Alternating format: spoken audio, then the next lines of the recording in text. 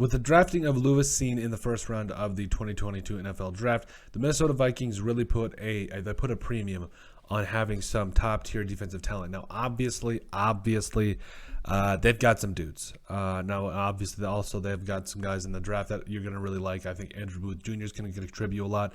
Brian Asamoah, I think he's going to be the next replacement for Eric Kendricks, and I think he's going to have a big role. But to me, the biggest thing I took away from this particular draft class is that I think it's going to be really interesting to have a kind of a three-headed safety attack. And when we talk about attacks here, I feel like at the end of the day, you really have to make sure that, you have to do what's best for not only for the team, but you have to make sure you're getting the best players on the field. And I get it. I also want to, wait 1 second, I need to switch that. I fixed scene. Okay, I'm sorry.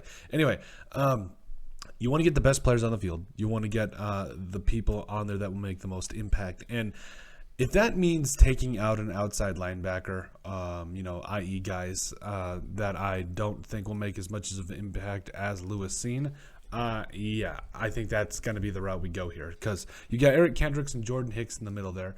And then on the outsides, it really isn't. I mean, Anthony Barr was, but obviously Za'Darius Smith isn't going in anywhere. He's going to stay in.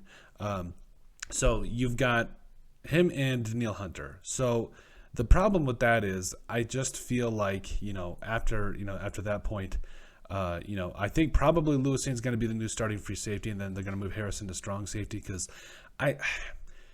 he makes such an impact in the box. But then again, Cameron Bynum really played out and showed out last year. So the question is, where do you play him? Obviously, Patrick Peterson and Andrew Booth Jr. are going to be on the outsides there. Now, again, this isn't going to be your base starting defense. So Cameron Bynum, is going to probably be in, base. Well, I mean, at the same time, I think it's Purple for the Win podcast that says that we love him down there. They say that nickel's the new base, and that's true. But I do think that at the end of the day, when it comes to Cameron Bynum and these other two safeties, and Harrison Smith and Lewis Cine, I really think they really need to consider looking at a lot of different scenarios here. They really need to put the best players on the field.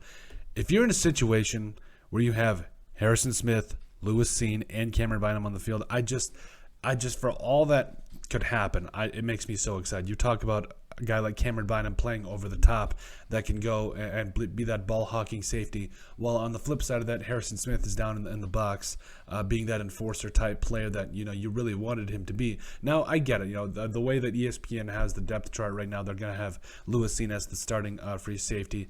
I mean, okay, but if anything, I would feel more comfortable with Harrison Smith being the free safety, because, I mean, Lewis Cine, he's got his coverage responsibilities, particularly the way he played in college, little inconsistent, and I think it would be kind of a tough toss-up between him and Harrison Smith as to who should play in the box. But I feel like, is there not a way that we can find, I think that's going to be the job of the coaches, That's going to become a question of who do you take off the field again, whether it's Danielle Hunter or Za'Darius Smith, or do we go more to a 4-3 when we want to do that, because then Za'Darius and Danielle probably are edge defenders there.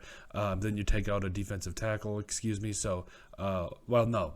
I mean, it's just, I don't know. It's going to be so interesting to see what the coaching staff does, because in a 3-4, you got Harrison Phillips, Dalvin Tomlinson, Jalen Twyman, who, I mean, could start at that other edge spot. I mean, it's really going to be up in the air right now, but I mean, could be Janarius Robinson, Armand Watts, who I think is going to surprise a lot of people yet again, because he had a tremendous year last year. So then, obviously, on the outside linebackers, you got Danielle Hunter and Za'Darius Smith. On the inside, it's Eric Kendricks and Jordan Hicks. Corners are Patrick Peterson, Andrew Booth Jr., and Cameron Dantzler, whoever, steps up, blah, blah, blah, blah, blah. Then you got Harrison Smith and Lewis Cine. So the question becomes, who will you take out? The defensive line, I mean, you only got 3 down. So I think it does come down to who you're going to take out at linebacker. And I think you're more apt to take out an outside guy rather than an inside, because you want to make room and let your two dogs in the middle get after it. So it's going to be a question of how they incorporate Lewis Cine, Cameron Bynum, and Harrison Smith. But I do think that the Vikings can have a 3-headed safety attack, and I'm really excited for it. I think that, again, the best part about coaching is that the best coaches as well, put their players in the best possible situations to be successful. And I think that's a big part of it.